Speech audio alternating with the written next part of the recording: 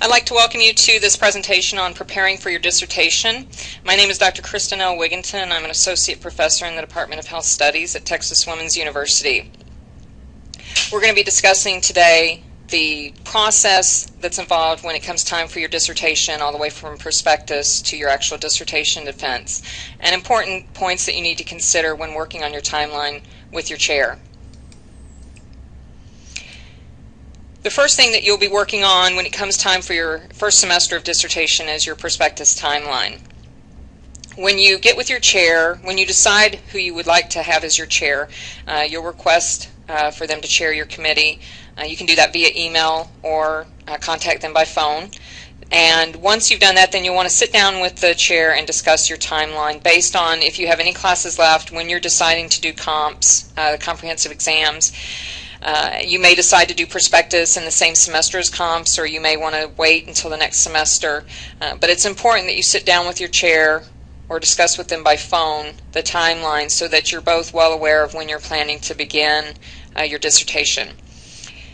On the prospectus, you're going to be working with the chair all the way from your hypotheses, what your variables are going to be, what your research questions are if it's a qualitative study, and of course your methodology and your proposed data analysis. So all of these are the things that you'll need to consider when you're typing up the prospectus, when you're looking at what type of study design you want to do. So make sure that you are in good contact with your chair, because the chair is there to help you when it comes time to kind of craft the study design that you want to do. When it comes to the actual drafting of the prospectus, it's important to understand that you'll need to do at least 2 edits. And that's because even the best of writers miss things, especially on the prospectus when it's your first paper about your study. It's just important that you understand that the chair will need at least 2 edits to make sure that everything's good to go. On that 3rd edit then, if there's no further edits required, then you'll schedule the defense date for your prospectus and you'll send your prospectus to the committee. Now you'll want to allow 2 weeks for review, and that's required, and you'll also send a draft to the department chair. At the end of that 2 weeks is when you'll have your prospectus defense, and in that you'll give a mini presentation at the beginning of about 15 minutes about your study, but primarily about what got you interested in this line, this particular topic, and what got you interested in studying these particular variables. And then we'll open it up for comments and questions from the dissertation committee. And at the end of that, then you'll be told whether your study is approved to begin. Also during this time, you'll want to be working with your chair on the IRB application. The IRB stands for the Institutional Review Board. And this committee basically reviews all studies done by dissertation students, thesis students, and also faculty, and approves them from a human participants protection standpoint.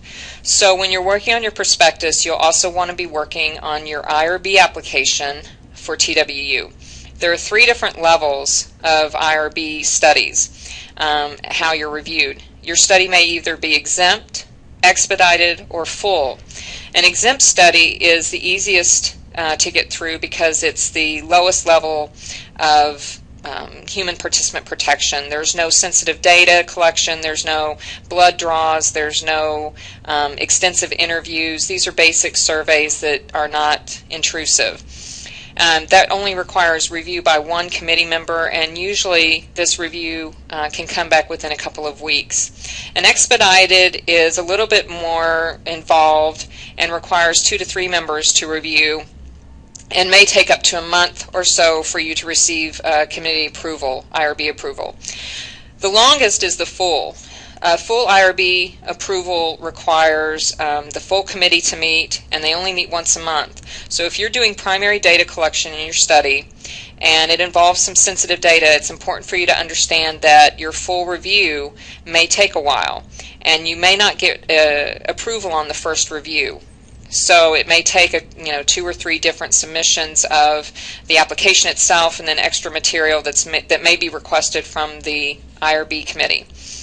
Once you get that IRB approval, you'll attach that letter to your prospectus. You'll send it to the grad school, or your chair will send it to the grad school, and then you will receive a letter from the graduate school informing you that your study has been approved by the Graduate School of Texas Women's University, and that date is when you can begin data collection. On your dissertation timeline, one of the things that you can work with your chair on, even before you start collecting data, is your first 3 chapters. Pretty much when you're done with your prospectus, you've almost completed your chapters 1 and your chapters 3. There's only a few things that might need to be added to chapters 1 and chapter 3 once you get to that point for the dissertation. Really, the only chapter out of those 3 that needs to be extended on from the prospectus is chapter 2, which is your literature review.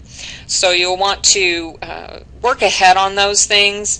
That's why when I said earlier, if you're working in a class on a paper that's where you can actually choose a topic that's in line with what you want to do your dissertation study on, you might want to do that topic so that when it comes time for your literature review, you already have all these papers, all these articles that you've read and are ready to go.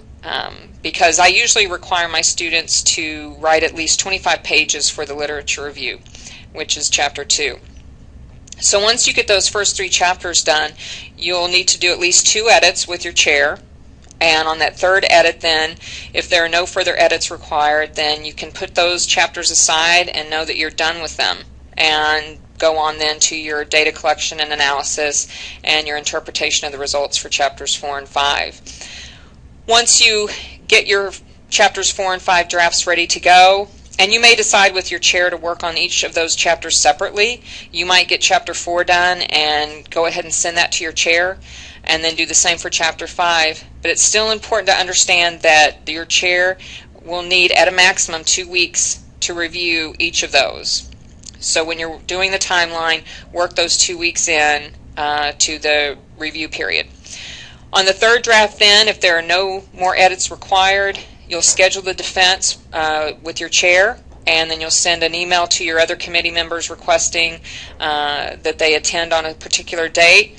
And then you'll allow 2 weeks for a review, and a draft will also be sent to the department chair. And then you'll have your dissertation defense. The dissertation defense begins with you giving a 25 to 30 minute presentation about your study, and that can actually be an open presentation where people from outside the department can come in to watch. And then once the presentation is over, they'll be asked to leave, and that's when we'll actually do the defense portion, where you'll be asked questions, pointed questions about your results, about your analyses, your interpretation of the data, the variables, what you see as the importance of the study, especially in regards to health education. So that's the majority of the defense. Once that is completed, then you will be asked to leave the room, and the committee will discuss the defense, the study itself, and then you'll be asked to come in and be told whether you've passed the process or not. So the timeline, when you're looking at prospectus, understand that there's at least 8 weeks of editing time at a minimum. For chapters 1 through 3, 6 weeks minimum. 4 and 5, 6 weeks minimum.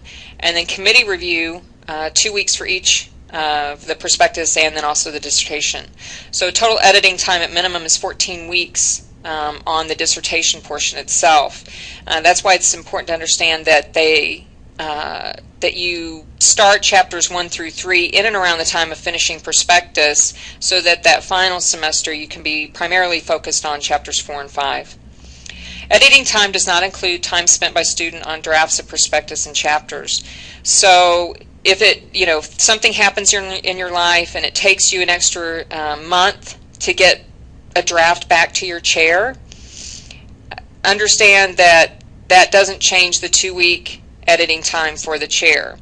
So we understand that things come up in life, and that it may delay your process, and it may even delay your dissertation an extra semester. Just contact your chair so that she or he can work with you on reframing your timeline due to the events that came up that maybe pushed it off. As this will be one of the most meaningful studies and times of your life, select a research topic for which you have a passion. You're going to spend an inordinate amount of time on this one focal area, so choose wisely.